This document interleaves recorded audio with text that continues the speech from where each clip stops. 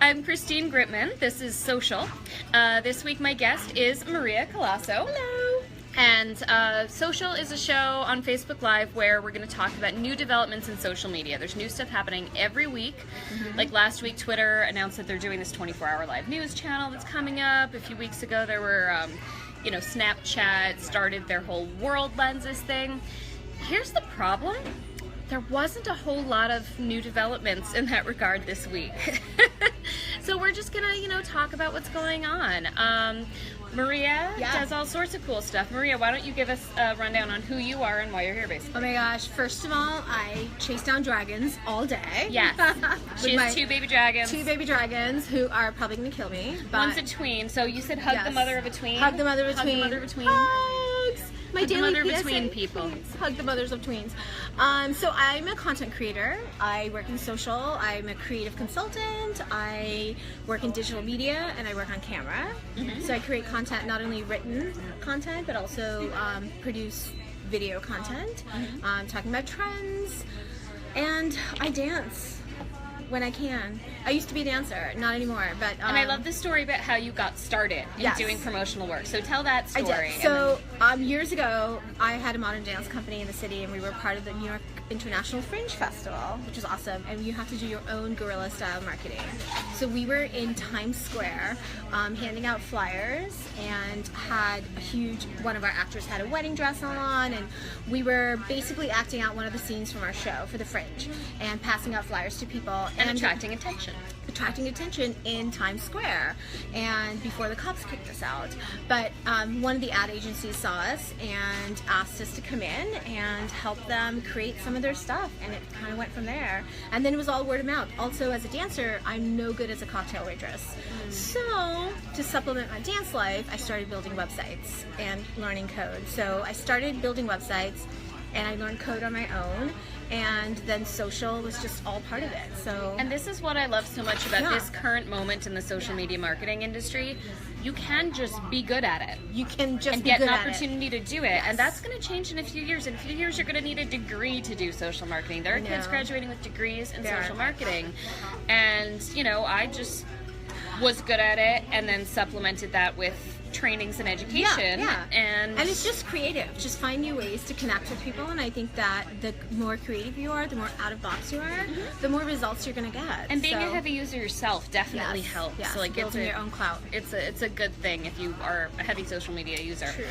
On that note, one of the things I wanted to talk about that actually is kind of in the news now is Instagram. Two things going on with Instagram.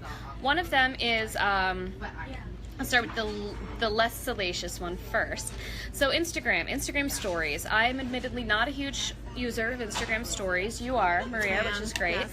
Instagram Stories, for those who don't know, is basically Instagram's attempt to eat Snapchat by having live, short little broadcasts that you can just kind of compile together, and they disappear after 24 hours. Yeah.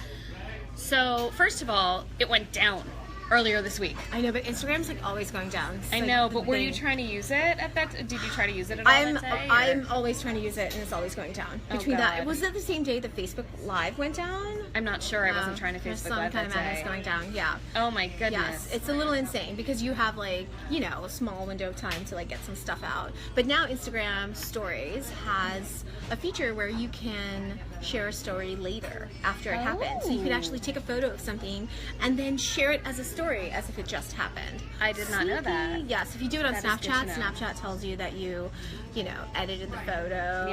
Things were done to it before you put it on Snapchat, but Insta doesn't. So, interesting. Kind of sneaky. Another way to fool your audience. Nothing on the internet is real. Yes.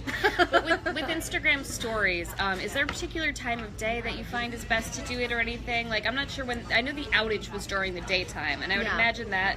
Just looking at my own feed, I imagine that's pretty prime time. No, because what happens with Insta Stories is that your story is saved for 24 hours. So what I do, of the people that I follow that I like to see what they're doing or the content that I appreciate, I actually sit late at night and I go through all of their stories. So you're able to sort of look through the whole day. It's totally fine. It's not a big deal.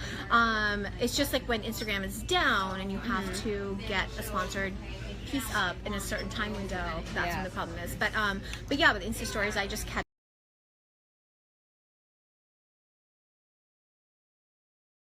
posting mine. But It's like a wind down. yeah, it's a wind Because down. also their It is a wind stories are down. complete by then, Yes. generally. Yes. So at the end of the night, Thoughts on Facebook stories versus Instagram stories? well, Facebook has a totally different engagement level, completely different demographic, completely different age.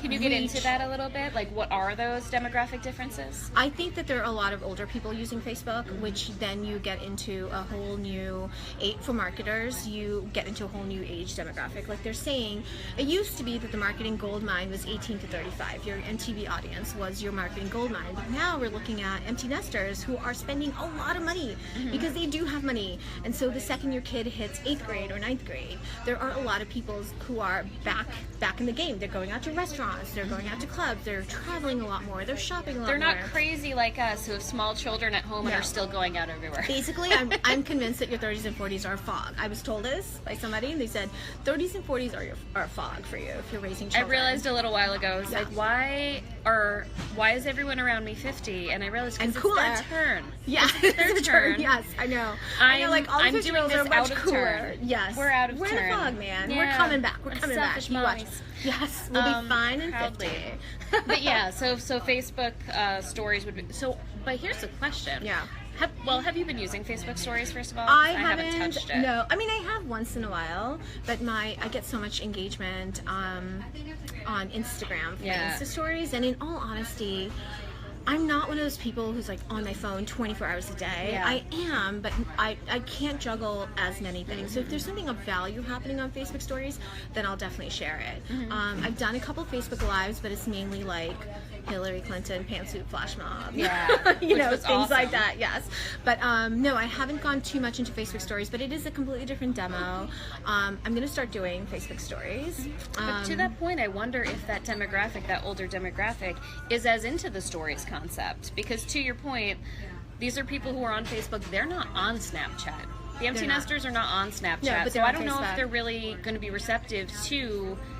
Snapchat is its own visual language Yeah, that it's really- obviously yeah. has been co-opted by Instagram stories and Facebook stories. Yeah. I'm just wondering if that visual language is really going to be the best way to reach those empty nesters. Like, I don't know. I think people like gadgets no matter how old you are. That's fair. And so if you keep them on if you can keep people on a single social platform Yeah, and give that's a them all good the bells point. and whistles, they're probably more likely to use those bells and whistles on that one platform. That makes sense. Than moving between Snapchat. I mean, Snapchat, I kind of say, like, give it back to the kids. Yeah. Give Snapchat back to the kids. That's fair. They're You know they're what I not mean? exactly Models on rolling there. out the welcome art for for marketers. No. You know, And so- it's a totally different demo. It's, That's fair. Yeah, right? It's like when brands started to join Instagram changed. Yes. Like when we were using it was so cool and fun. It was much more about art and like taking these beautiful visuals, and then all of a sudden the brands showed up, and then you were like, okay, now I have to take a picture of your product. Yeah. But now it's still creative. Yeah. But it has changed, right? It has. I feel like the mood of Instagram has changed. So what makes for a good Instagram story? Okay, so you can beat me up for this if you want to, and you can say no, but I feel like Instagram stories is somewhat narcissistic. It just feeds into your narcissistic culture. Something of being about on social media is narcissistic. What? You're No. kidding me. Oh my gosh, look at me all the time. Look at me. I have no idea what you're like talking me about. and love me.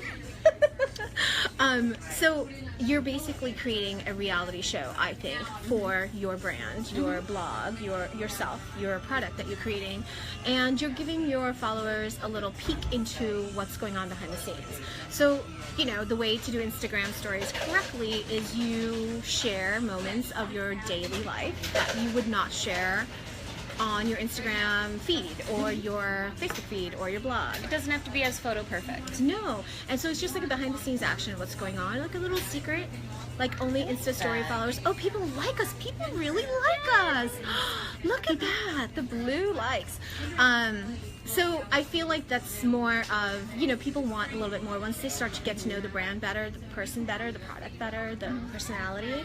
They want to know you're behind the scenes. Okay. So as much as you're working and doing all these amazing things, they want to know that you're struggling with your child behind the scenes, Yeah. or that you're stuck in traffic going to a meeting, or this is the lipstick you're using before you walk on camera.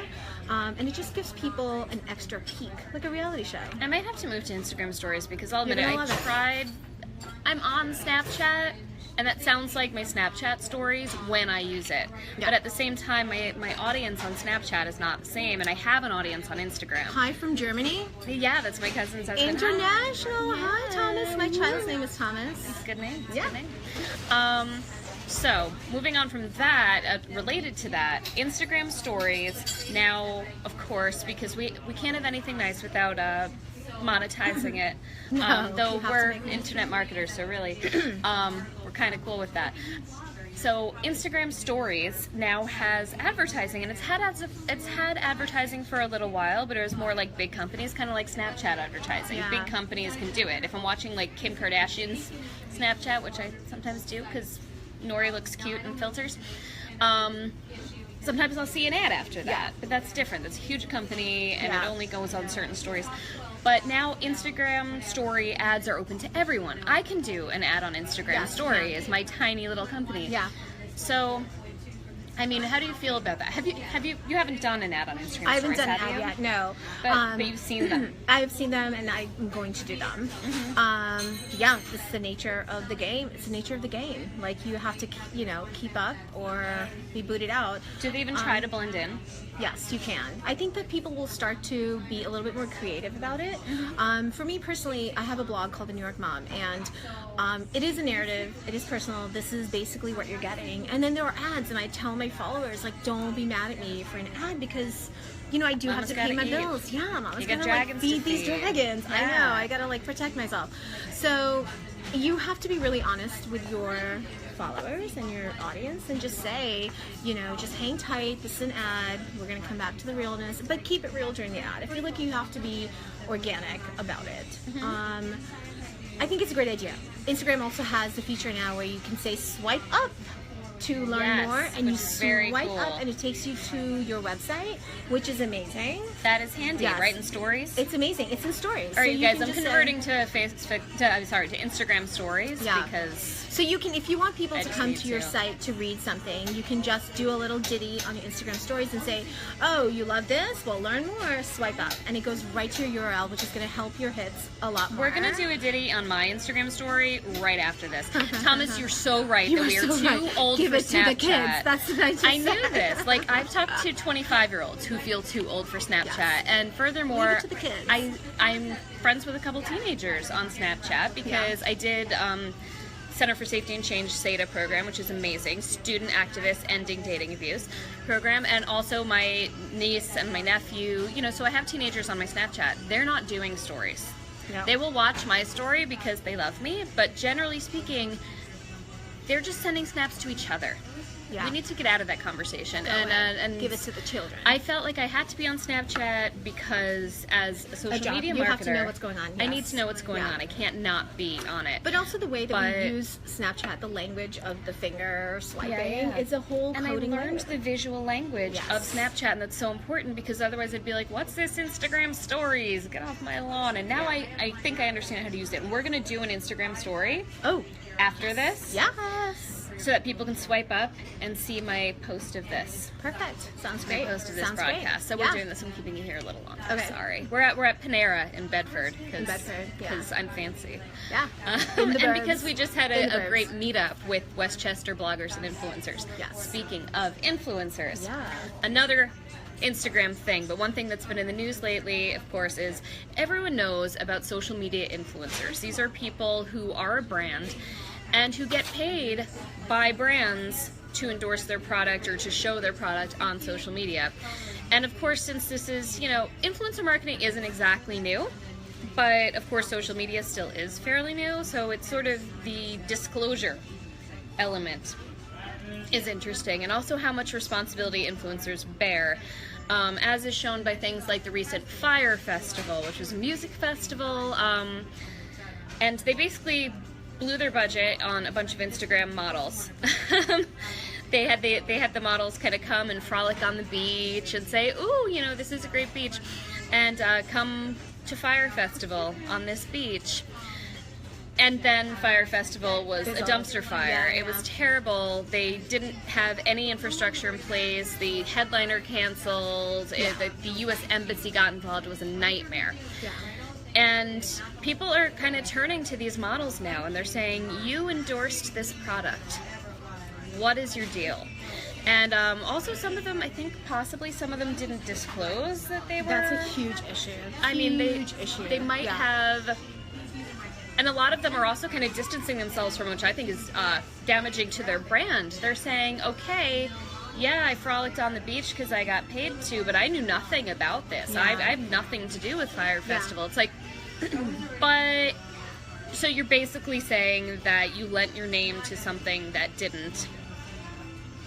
you didn't know anything about. Yeah, which I always say this, the internet is very forgiving. It's very forgiving, and in the end, like, someone can just be like, oops, I didn't know, move on. But how many oops do we get, right? I mean, I really don't follow any of them. It's like not my thing, but you're not totally into Kendall Jenner?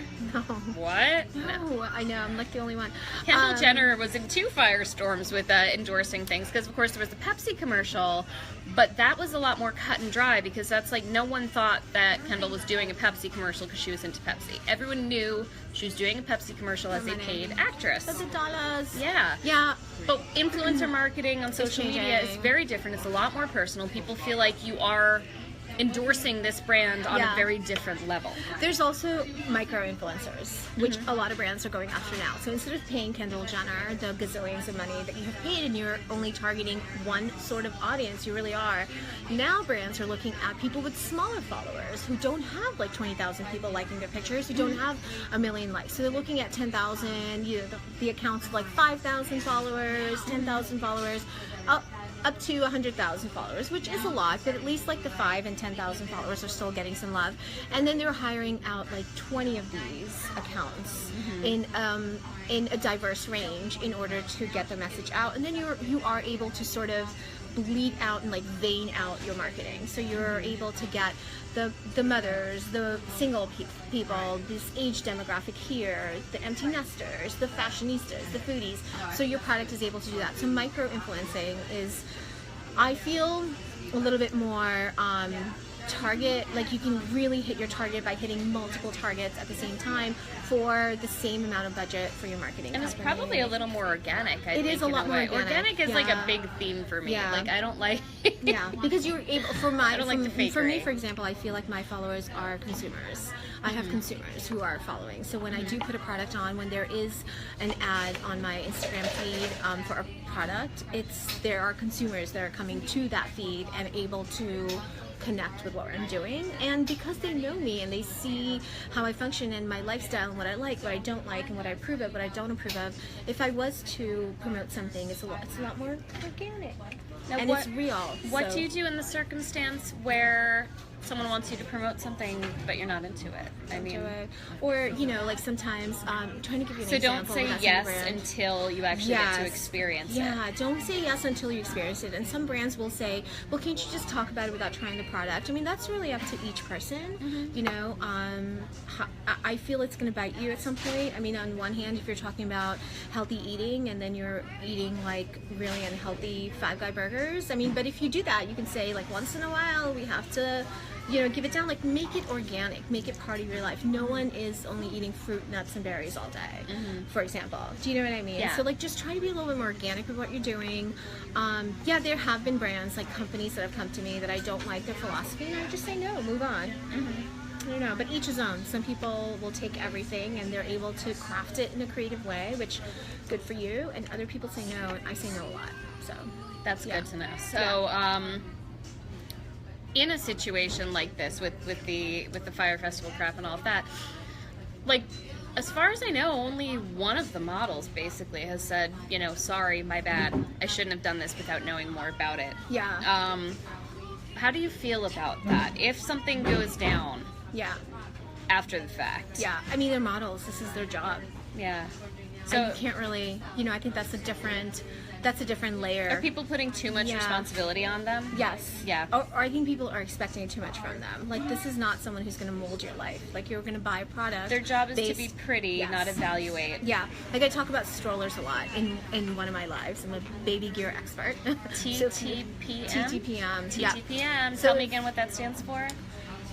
Toys. Okay. TTPM. I know. TTPM.com. It's toys. Sorry, guys. Okay, but we do lots of reviews of baby gear, toys, pets, pet gear. It's very exciting. And you're really in there. I mean, really I in see there. all your stuff, and you are really experiencing these products, not just on camera. No. Because I see in your our behind the home. scenes. Yes. Come to my home, to my garage. But I know everything about toys, everything about baby gear, so you can tell me. So for example, for strollers, especially the luxury market stroller, the new millennial mom, for example, now will research images on Pinterest or even pictures to see what she's going to look like pushing this stroller. Pinterest has become so much more of a selling tool. It's crazy. Because if you're going to spend $1,000 on a stroller, which there are, I mean, $800 is our average stroller in New York City. So if you're spending that much money on a stroller, you want to see how you look, like what is the cool factor of this stroller, and with luxury items, people want that. So with the Fire Festival, for example, of course you're going to have a model on a hover bike because you want to sell your hover bike, and now people are buying hover bikes because of these models sitting on them. So they don't care. They're making this is a paycheck. And if a hover bike, bursts into flames, don't blame the model. She didn't design it. She took a job. Yes. Yeah, she took didn't. a job. She didn't sign up saying, "Okay, I need to review the engineering. I need to review the electronic engineering and the structure of this hover bike." Yeah. Her job is to be gorgeous And sell a product. and sell a product. And you bought it. So she did. Yeah. Sell the product in the end. Yeah, and if it burst into flames, you know what? She didn't design it. Okay, so that makes sense. Yeah, and I feel like in the end, it's the consumer just has to know what they want, what they don't want. Like, consumer just needs to be a little bit more informed. Don't do things because Somebody else is tells doing you it. to. Yeah. Just because your model's going to jump off the roof, are you going to jump off the roof? Hopefully not. No, I'm not either. Yeah. But she looked good jumping off the roof in her hover bike Yeah. at the festival. I kind of want to try that now. Too. And she got a lot of likes for that. Nice. Kidding. We're awful. We're awful. We're awful. People are talking to us. All right, so let's see. City Mini for the win. Yes, Greggy. And also, Thomas is saying something else. With Instagram Story, we're able to double our fan base again. That's always good. I want to hear more about that, Thomas. Maybe I'll have to do there's actually things now where you can do Facebook Live like from afar with like a split screen. Yes, you so can. I may have to do one from Germany. We could. Oh, that would be really fun. Yes. Yeah. I mean, will I land on the model? Will Greg land on the model? Oh. No, you've got pretty good ninja reflexes, Greg Gritmon. So I'd love to hear what people want to hear. Yeah. What would you like to talk about? We can also talk about different demographics. Like, it depends on which sort of demo you're marketing to, and the rules are different. The rules are very different for each different. Like, are you talking about food bloggers? Are you talking about fashion? Are you talking about parenting? Are you talking about what are you talking about? So I think the rules sort of like diverse, right? Yeah. It's like different for each. I just thought of something else that I wanted to ask you about. Yes, ask me. Which is, I'm sorry I didn't warn you about this. So, as I said, Twitter announced last week that it's going to have a live TV network, and it's not going to be like Periscope. So Periscope is owned by Twitter, and it's kind of a live broadcast of where you are. Like, a friend of mine watched a sunrise in Tanzania or something the first time she went on, and it's a live broadcast tool for people who just kind of want to see something going on live. It's more of a curiosity. But the Twitter TV network thing that they're going to do is actively more like a show. Like almost a news network, and they're actually going to also have programming to some degree. And I just read today that apparently Snapchat is going to be doing the same. They're doing shows, and I actually saw a little mini thing that Saturday Night Live did. They had a Snapchat exclusive story that was really... It was like a digital short, honestly. In fact, I was kind of annoyed that they didn't have to abide by the 10-second snap guideline, because I think something like that would be more creative. I mean, if you have to work within the confines of the network, I think that would be cool. But Snapchat's going to have shows now. Yeah. I mean, this is all just another social network link driving people to your base to find a house for all your social needs. Yeah. And that's just what they're doing. And everything's going to video now. Which, yeah, which is great, but gosh, I do love a good listicle. Yeah. Right? I mean, it's like, I love to look at a listicle and like get my 10 tips in 30 seconds. Well, now your listicle is going to be a slideshow. It's going to be a slideshow. Yeah. I think it totally makes sense. I mean, this is where we're headed. This is each of these social platforms is competing for your attention, and in order for that to happen, they are producing these shows now. Yeah, I guess meaningful content, because it's interesting, because part of what made things like Snapchat and then led to Facebook and Instagram stories is that people liked the unpolished. Yeah. You know, people don't, especially young people right now, they don't trust a polished branded veneer. Right. They want it scrappy. Yeah. They really want it scrappy. They want it real. Like, you this know, is how it is. like Yeah. this, my iPhone in a Panera. Whew. But I'm kind of wondering if the TV show element, like, takes that away. You know, they're kind of unscrapifying. I wonder if that's for the older people who are now joining these platforms. I'm not really sure what it's going to be. I'm not sure. I think we have to see what happens Yeah. and how it plays itself out. I feel I'm excited about the programming. I'm excited to see how they present it.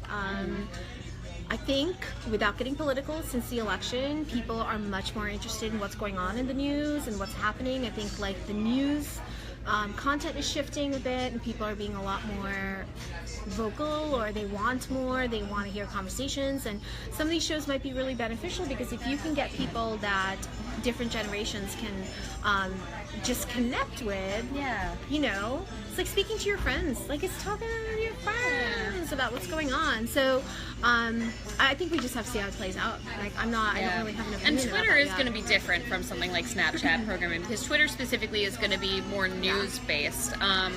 Because this is Twitter my friend has Vincent. become a really, Vincent! Oh! it has been a really, it's become a big news source, especially with the election, not just because of Trump's Twitter usage, but in general.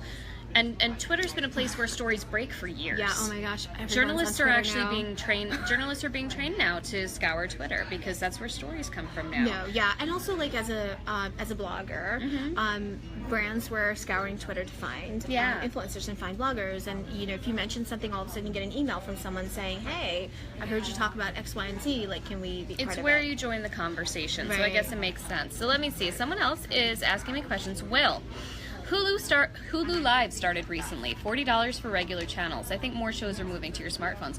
Not only that, but Twitter apparently has already had a smart TV app, and they just launched their own smart TV channel on Roku. They hadn't been on Roku. They were on Apple TV and the Fire Stick. Yeah. I now have a smart TV with Roku. That's another interesting thing. The fact that smart TVs are being like, hey, there's a point to having a TV and not just a laptop. Yeah. But Twitter has a channel on smart TVs, That's which amazing. is I'm gonna have to check fascinating. it. We don't have cable, so we have, like, all the Amazon Fire, Roku, Netflix, HBO. And so Hulu Live, that's a great thing to that's do. amazing. That's very smart. Facebook will become NBC. Yes, that is.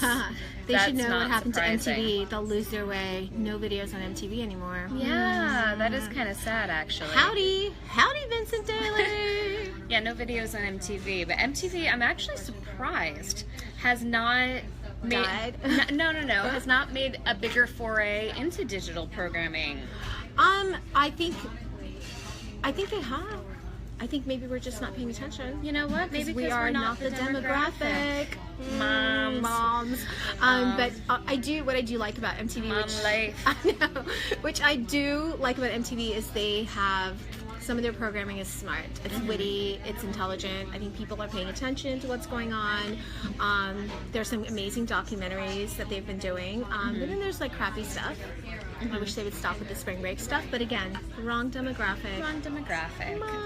But it's interesting because when I think of music videos, obviously I go to YouTube sometimes, but also Vivo has been like where music videos happen now. Yes, Vivo. I know. I just look it up online. You would think that MTV would have been more on top of streaming being video like, killed a radio star. Yes. Yes, I watch my shows on a phone instead of TV because I can take it with me on walks or chores. That is on walks. Enjoy the flowers, Gregory.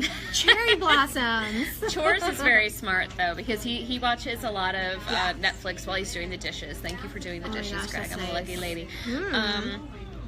But it's interesting because it has become very, like, I was really annoyed that I couldn't access my DVR from my laptop in the bathtub because I wanted to watch Archer, but I wanted to take a bath, and the fact that I had to choose between the activities, Oh my gosh. first world problem. Okay, the fact that you were in a bathtub and didn't have a dog, a 4-year-old, a 12-year-old, or a husband trying to climb in there with you. The kids were asleep and the husband was indeed trying to climb in there with you. hanging out. You know, we wanted to watch Archer together. Oh, yeah. But, so but I couldn't get my DVR to play ball on my laptop. And I think now there's that expectation. Like, to Greg's point about Netflix, he can start a show on his phone on his commute home. Yeah. And then when he gets home, it knows where he left off, and he can turn it on his computer or on our TV. Especially now that we've got the smart TVs. One of them is a Roku smart TV. The other one is not. We just have a Roku stick. Oh, we're not fancy yet. Well, now you can get the Twitter app on Roku. I'm not sure if I have much interest in the Twitter app on Roku, but maybe, I think I have to check it out. Instead of the DVR, you watch your show on the corresponding app. Yeah, that's very true. That is true. I've been watching Americans. Really intense show. So on the train. Yeah, but I'm eager to see where these new shows go, how they happen, if the Snapchat TV shows are going to have to migrate to the concept of a Snapchat app on a smart TV, I feel like is too far. I feel like it would have jumped the shark by that point. But I mean, you can have Facebook on your smart TV, so you're able to connect with people. I guess it makes sense. The world's a changing. Maybe I have to watch the show later on my smart TV so I can see every pore on every my single face. part. I know. We need to do a makeup next time. I know. All right, so I think we're good. Yeah. Do you have anything else you want to talk about on social media? I think we're... No, just follow me, the New York Mom. Keep up with my shenanigans. Yeah. But thanks for having me. Thank you, This is such Maria a great Colaco. idea. Yes, and thanks for coming. Thanks. This is fun. Bye. Bye, everyone.